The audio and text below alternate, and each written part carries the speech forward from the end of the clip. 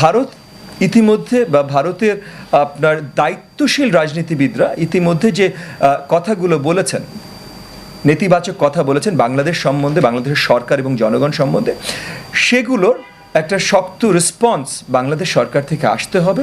সেটা কিভাবে হতে পারে, কি হতে পারে, এগুলো নিয়েও আমরা অন্তর্বর্তীকালীন সরকারের সাথে আলোচনায় বসতে ইচ্ছুক।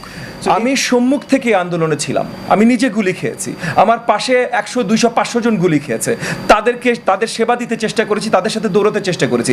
একটা জিনিস আমার কাছে পরিষ্কার, আর কারোর কাছে পরিষ্কার হোক আর না হোক, যে এই আন্দোলনে তরুণ ছাত্র সমাজ বা যারাই ছিলেন তারা কেউ নিজের কথা চিন্তা করেছিলেন না। এই যে ছাত্র জনতা যারা নেতৃত্ব দিয়েছে, সমন্বয়কারী বলেন, প্রাইভেট বিশ্ববিদ্যালয় বলেন, ঢাকা বিশ্ববিদ্যালয়ের বাইরে যেগুলো পাবলিক বিশ্ববিদ্যালয় বলেন, এবং তরুণ সমাজের যারা নেতৃত্বের জায়গায় ছিল কিন্তু হয়তো কোনো বড় বিশ্ববিদ্যালয়ের ছাত্র ছিল না, তাদেরকে আমরা আহ্বান জানিয়েছি, তাদেরকে দাওয়াত জানিয়েছি আগামী রবিবার। অন্তর্বর্তীকালীন সরকারের কাছে আমাদের তরফ থেকে আমাদের চাওয়া খুব অল্প। আমাদের চাওয়া প্রথম হলো যে ওনাদের লক্ষ্য সম্বন্ধে আমাদেরকে একটু পরিষ্কার করবেন, এবং দ্বিতীয় চাওয়াটাকে আপনি চাওয়া বলবেন না কি বলবেন আমি ঠিক জানি না, বাট দ্বিতীয় চাওয়া হলো যে আমরা উদ্গ্রীব হয়ে দাঁড়িয়ে আছি যে তাদেরকে সহযোগিতা করবার জন্য। সো আমরা চাই তাদের হয়ে কাজ করতে, তাদের জন্য কাজ করতে, তাদেরকে সহযোগিতা দিতে।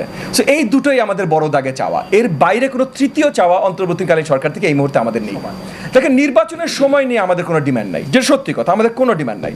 আমরা সুষ্ঠু, সুন্দর, ভালো এবং মানে জনগণের প্রতিনিধিত্বমূলক আমরা নির্বাচন চাই। আমরা যেটা চাই যে এই নির্বাচন দিতে কি লাগবে, এই নির্বাচন কি হলে ভালোভাবে দেয়া যায়, এগুলো নিয়ে আলোচনা এবং এগুলো নিয়ে কাজ শুরু হলে তখন আস্তে আস্তে আমরা দেখব কাজ কতদূর অগ্রসর হচ্ছে। সো সেটা 6 মাস লাগবে, 1 বছর লাগবে, 1.5 বছর লাগবে, 2 বছর লাগবে, এগুলো তো কাজ শুরু হওয়ার আগে আমরা আলোচনা করতে পারি না। সো না, সময় নিয়ে আমাদের বড় কোনো দাবি কারোর দিকেই নেই। আমাদের আসলে এখন মূল লক্ষ্য হলো যে এই যে জুলাইয়ের গণ আন্দোলনের মাধ্যমে যে নতুন বাংলাদেশ আমাদের প্রাপ্তি, সেই নতুন বাংলাদেশকে সুন্দর করে সাজানো, এবং সেই নতুন বাংলাদেশকে সুন্দর করে সাজাবার জন্য অন্তর্বর্তীকালীন সরকারকে যেমন আমাদের সরকার আছে, তেমন একইভাবে অন্তর্বর্তীকালীন সরকারেরও আমাদের সাথে আলোচনা এবং সামনের বাংলাদেশ কীভাবে সুন্দরভাবে গোছানো যায় সেই জিনিসগুলো নিয়ে কাজ করার প্রয়োজন আছে।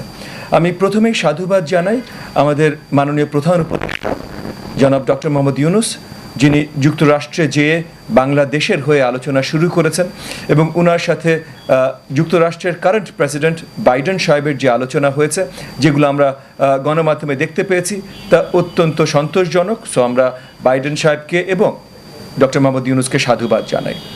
একই সাথে সংস্কারের যে আলোচনাগুলো এসেছে, অনেকগুলো সংস্কার নিশ্চয়ই আমাদের দেশে প্রয়োজন, তবে সংস্কার নিয়ে রাজনৈতিক দলের সাথে অন্তর্বর্তীকালীন সরকারের কন্টিনিউয়াস আলোচনাটা আমি অত্যন্ত গুরুত্বপূর্ণ বলেই মনে করি। এবং এই কারণে আমরা আজকে আমাদের নীতি নির্ধারণ পরিষদেও সিদ্ধান্তে অবতীর্ণ হয়েছি যে এই যে 6টা নতুন কমিশন গঠন হয়েছে, 6টা কমিশন হেডের সাথেই আমরা আলোচনায় বসব, এবং তাদেরকে মানে আলোচনায় বসা শুধুমাত্র তাদের কাছ থেকে শুনবার জন্য না, তাদেরকেও জানাতে চেষ্টা করা যে রাজনৈতিক দল হিসাবে রাজনৈতিক দলগুলোর কি প্রত্যাশা।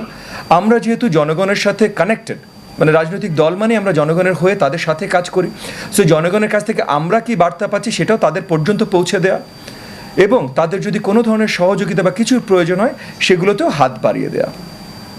আর ভারত নিয়ে যেটা কথা হয়েছে, যে আমরা আমাদের নীতি নির্ধারণী কমিটিতে সে সিদ্ধান্ত নিয়েছি যে ভারত ইতিমধ্যে বা ভারতের আপনার দায়িত্বশীল রাজনীতিবিদরা ইতিমধ্যে যে কথাগুলো বলেছেন, নেতিবাচক কথা বলেছেন বাংলাদেশ সম্বন্ধে, বাংলাদেশের সরকার এবং জনগণ সম্বন্ধে, সেগুলোর একটা শক্ত রেসপন্স বাংলাদেশ সরকার থেকে আসতে হবে। সেটা কিভাবে হতে পারে, কি হতে পারে, এগুলো নিয়েও আমরা অন্তর্বর্তীকালীন সরকারের সাথে আলোচনায় বসতে ইচ্ছুক।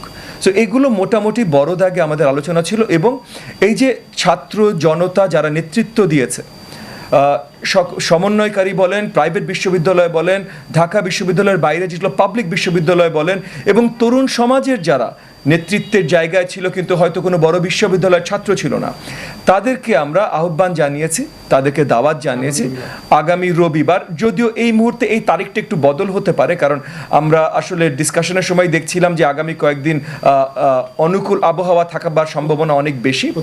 আবহাওয়ার প্রতিকূলতা যদি বেশি দেখি তাহলে হয়তো আগামী রবিবার থেকে আমরা মঙ্গলবার বা বৃহস্পতিবার করতে পারি, বাট আপাতত আমরা চাচ্ছি আগামী রবিবারই করতে, ওয়েদার পারমিটিং।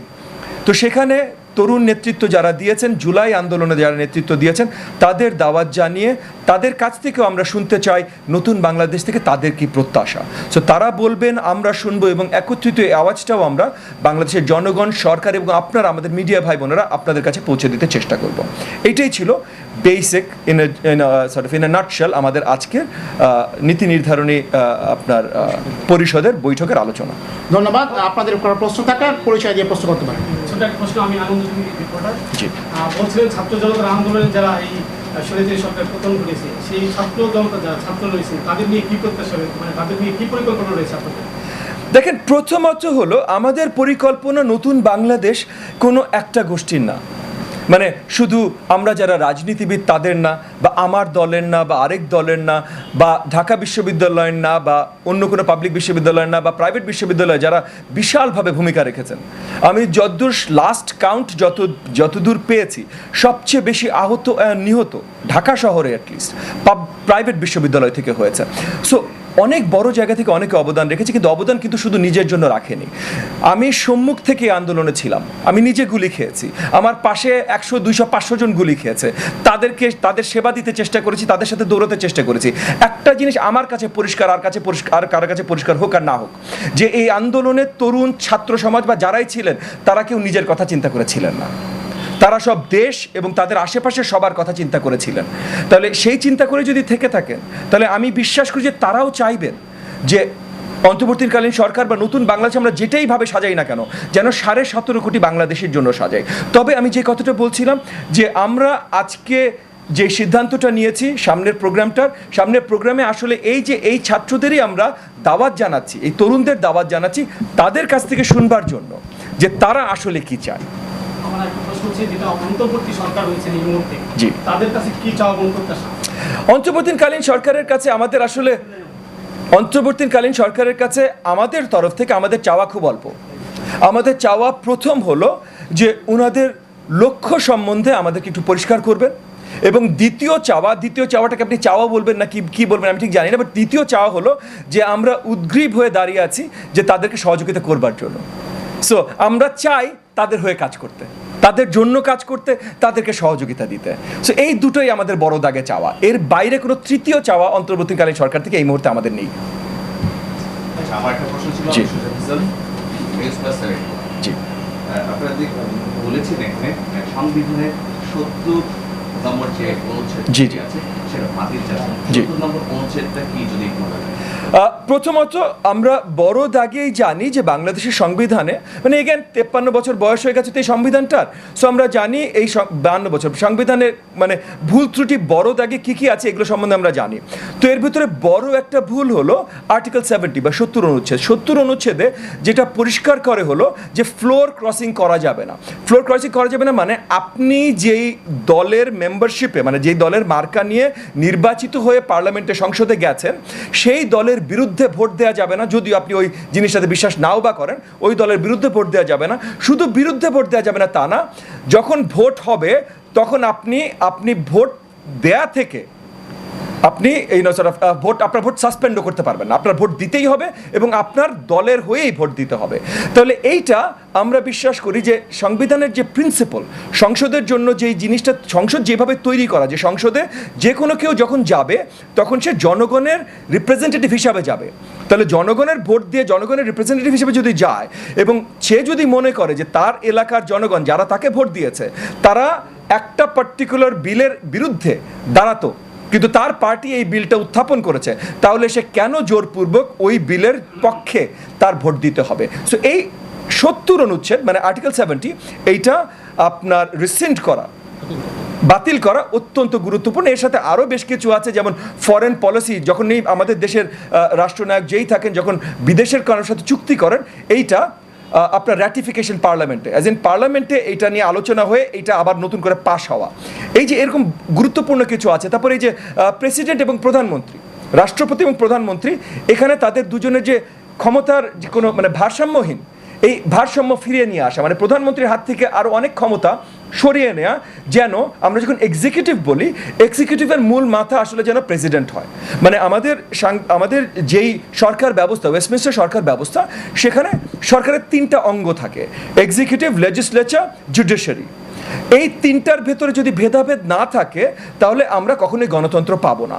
আমাদের এই মুহূর্তে সংবিধান যেভাবে আঁকা আছে তাতে 3টার ভিতরে 2টোর পুরোপুরি ক্ষমতা প্রধানমন্ত্রীর হাতে থাকে, এবং 3 নাম্বারটা মানে জুডিশিয়ারি, মানে এই সর্ট অফ আইনি ক্ষেত্র, সেটাও ঘুরে ফিরে প্রধানমন্ত্রীর হাতে ক্ষমতা চলে আসে। তাহলে ওই আকারে আমরা গণতন্ত্র পেতে পারি না। সো এইখানে ভারসাম্য ফিরিয়ে আনা, এরকম বড় দাগে কয়েকটা জিনিস আছে যেগুলো আমরা বিশ্বাস করি আমাদের অত্যন্ত গুরুত্বপূর্ণ নিয়ে আসা। আপনি প্রশ্ন করতে চেয়েছিলেন? আমার নাম ইউসুফ, আমি ডিবিসি টেলিভিশনের সিনিয়র রিপোর্টার। আমার প্রশ্ন হচ্ছে,